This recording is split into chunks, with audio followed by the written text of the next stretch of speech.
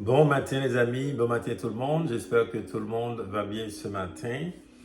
Alors, ce matin, je vous partage 4 actions ou comportements qui ouvrent la porte à des démons dans ta vie.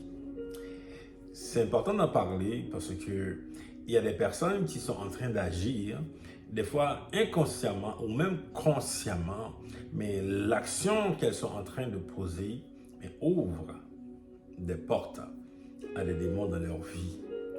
Les démons, je vous rappelle, ce sont des personnes qui n'ont pas de corps.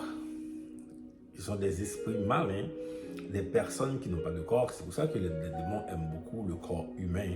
C'est comme un repos pour eux. Jésus même parle de leur maison. Ils pensent que le corps humain, c'est leur propre corps.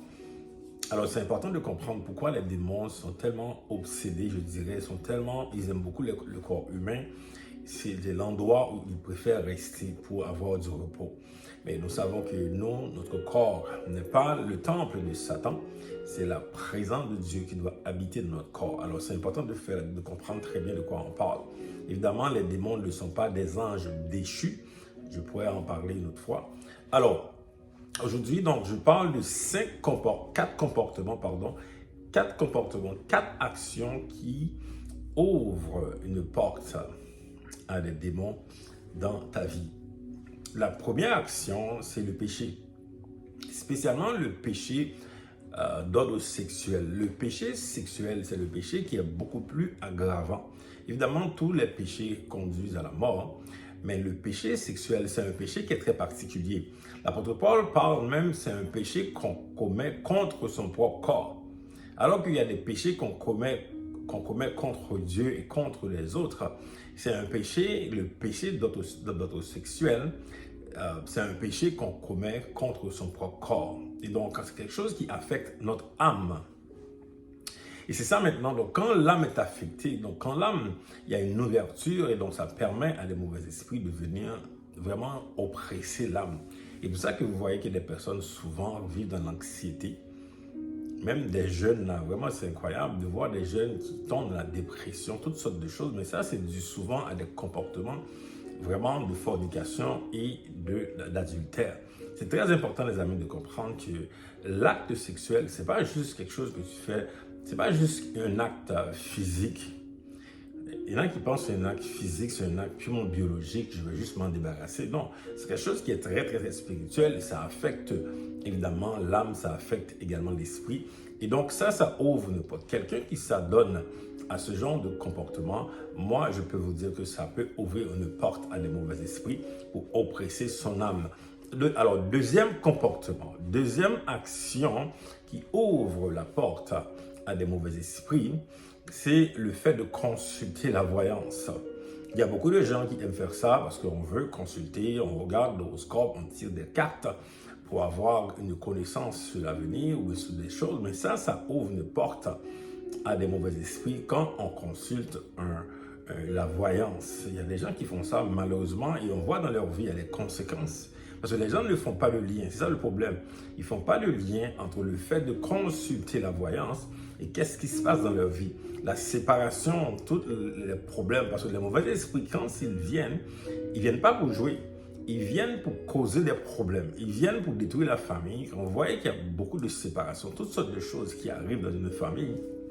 Il faut faire le lien. Il faut toujours faire le lien avec c'est quoi qu'on a fait, pourquoi qu'on est en train de vivre ça. Alors, troisième action qui peut ouvrir une porte à des démons dans ta vie, c'est la sorcellerie. La sorcellerie, littéralement, en un terme très simple, c'est le fait de consulter un esprit pour avoir le contrôle sur quelqu'un. Aussi simple que ça. Il y a des gens qui veulent avoir le contrôle sur des situations, ils veulent avoir le contrôle même sur beaucoup de choses dans la vie. Eh bien, on consulte un esprit pour faire cela. Mais ça, c'est la sorcellerie. Peu importe l'esprit que tu consultes maintenant, même si tu utilises la Bible, même si tu utilises les versets bibliques, si c'est un esprit que tu consultes pour avoir le contrôle de quelqu'un, pour avoir le pouvoir sur quelqu'un, ça c'est la sorcellerie ça. Mais ça, quand on fait ça, mais ça ouvre une porte à des démons dans ta vie. c'est un droit légal que tu leur donnes d'opérer dans ta vie quand tu fais la sorcellerie, quand tu pratiques la sorcellerie. Et c'est quelque chose qui est très présent dans le temps qu'on vit maintenant. Beaucoup de gens pratiquent la sorcellerie et malheureusement, ça affecte leur vie parce que l'ennemi, il te permet d'avoir une victoire quelque part, mais toi, tu penses que c'est la victoire qu'il te donne. Il te donne, c'est comme s'il te donne un sou pour prendre $100. Donc, tu penses que tu es en train de gagner, mais dans le fond, il va te détruire finalement. Parce que la Bible dit clairement, Jésus a même dit que l'ennemi ne vient que pour dérober, égorger et détruire.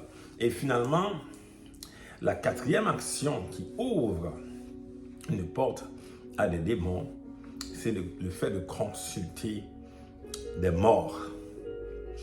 Il y a des gens qui pensent qu'ils peuvent encore parler avec les gens qui sont décédés dans leur vie, comme leurs parents. Il y a des gens qui même prient des morts. Mais ça ouvre une grande porte à des mauvais esprits. Même si tu avais une grand-mère qui est décédée, là, tu l'aimais, là, ça c'était mon cas. Ma grand-mère, je l'aimais beaucoup et elle aussi m'aimait. À un moment donné, je voyais qu'elle arrivait devant moi pour me parler. Dans un rêve, bien sûr. Moi, c'est ma grand-mère, donc dans le rêve, je voyais que j'allais vers elle parce que j'avais envie de la voir. Mais quand je m'approchais d'elle, l'Esprit de Dieu qui est en moi, vraiment s'est levé avec une puissance.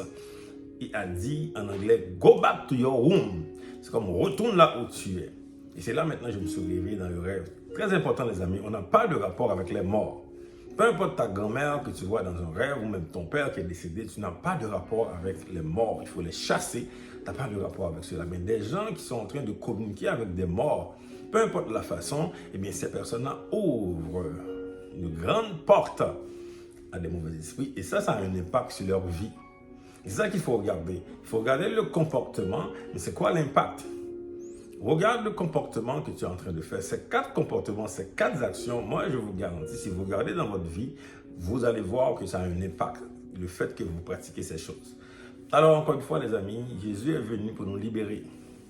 Je ne suis pas en train de vous condamner. Cette vidéo, ce n'est pas une vidéo pour vous condamner, c'est une vidéo de délivrance, parce que vous devriez connaître la vérité. C'est la vérité qui va vous affranchir et Jésus-Christ est cette vérité. Si vous connaissez Jésus, si vous avez le désir de le connaître, de le chercher, vous allez être libre. Vous allez vivre la vie abondante qu'il a promise. Que le Seigneur vous bénisse. À bientôt et bonne journée.